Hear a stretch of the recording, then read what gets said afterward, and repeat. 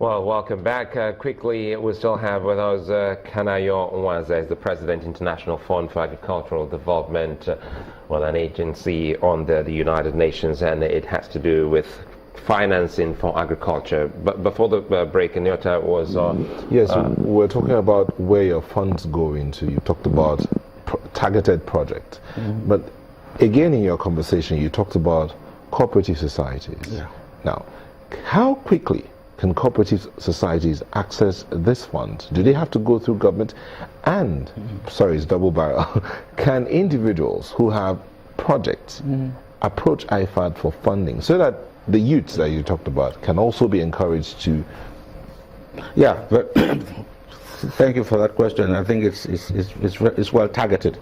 Let me explain a little bit how we operate. When we say we work through governments, that is because government takes the loan. And these are highly concessional loans for Nigeria in particular. You know, this is 0.75% administrative fees payable over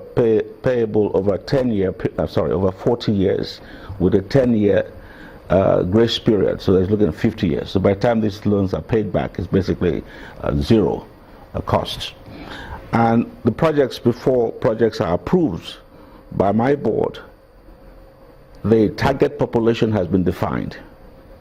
So that government actually, we act as a conduit, providing those funds through government to rural populations.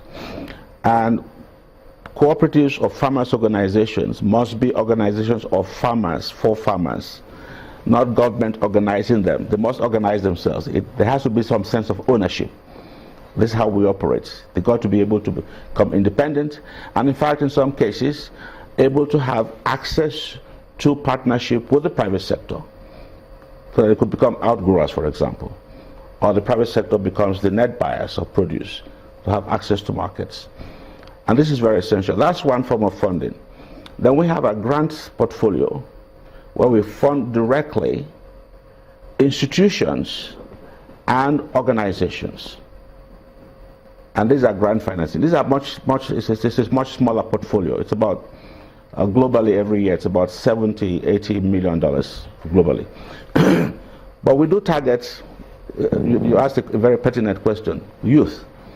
We have one of the most successful youth programs that we are financing. In fact, if you've heard about the RITA Agripreneurs Program, I initiated that in 2012.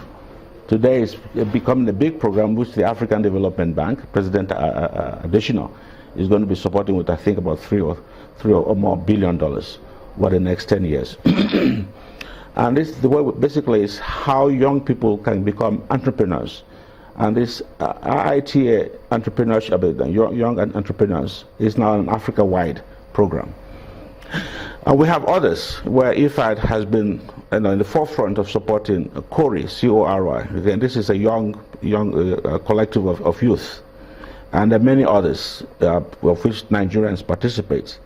In March, we had the Africa Regional Workshop, IFAD Regional Workshop in Abuja, this past March, last year, where about 300 young women and men participated. And we have this target, to really create opportunities for young people and for them to see agriculture, farming, whether it's livestock or fisheries, or aquaculture, or crop itself, as a business. And this is very essential. But you see, the cooperatives must be owned by them. We have to distinguish organizations for and organizations of. I'm very strong, I'm very passionate about youth organization of youth for themselves. They must determine what they want to do. This top-down approach sometimes doesn't work. And this is where we've been very successful.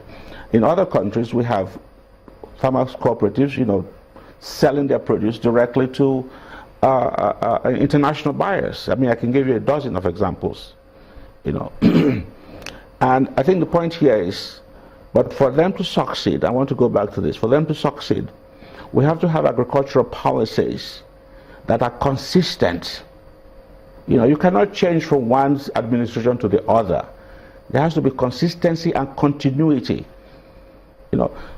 These policies, when they are vetted by government, they have to go through their full lifespan. You don't just clean the shelf when you have a new irrespective of who's who in exactly, charge. you see. Life has, and if you look at, I said earlier, if you look at the way countries have transformed themselves, you have agricultural transformation must go hand in hand with structural transformation. You have to have the structural transformation. You have to have infrastructure. You have to have a clear governance. You have to have rule of law and all of this for countries to transform. And change doesn't just happen by itself. Change must be made to happen. And that's something we have, and we are part of that change. It has to be a proactive effort of both leaders and followers. You see what I mean? Good leadership is highly dependent on good followership and vice versa. When you have this partnership, when we have what we call a national pride, I'm proud to be an African, I'm proud to be a Nigerian, you raise your head up. But today, we're not what we were 40, 50 years ago. And we have to regain our dignity as a people. We have to be proud to be who we are, Nigerians. But with the way we have squandered our wealth, could you believe how much money we earned out of the oil industry in the last decade or two? We squandered it. Let's be honest. Oil has not fed people. It has made people poorer. A handful have become rich, yes.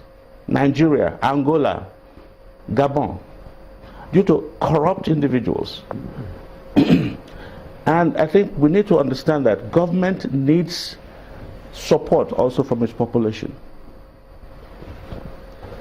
If you look at the wealth of Africa, if you look at the wealth of this country, I mean, I remember my younger days. I'm not that young anymore. I can remember the 50s and the 60s. Would you believe that in the 60s and 70s, no African nation, including ours, was a net importer of food?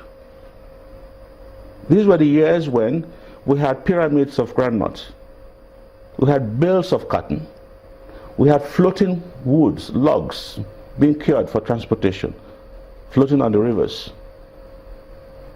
We had rice being produced, as you mentioned, Abakaliki rice, you name it. There was a time when this country, when Africa in particular, was a beacon of hope to the rest of the world. At the same period, I'm telling you, India was described as a hopeless case. Brazil was dependent on food aid. 1 million Chinese died out of starvation, famine. South Korea had just come out of a war, which was supported by African countries. 40 years later, these countries are now investors and donors to Africa. China, Brazil, India, South Korea are aid donors to us. What went wrong?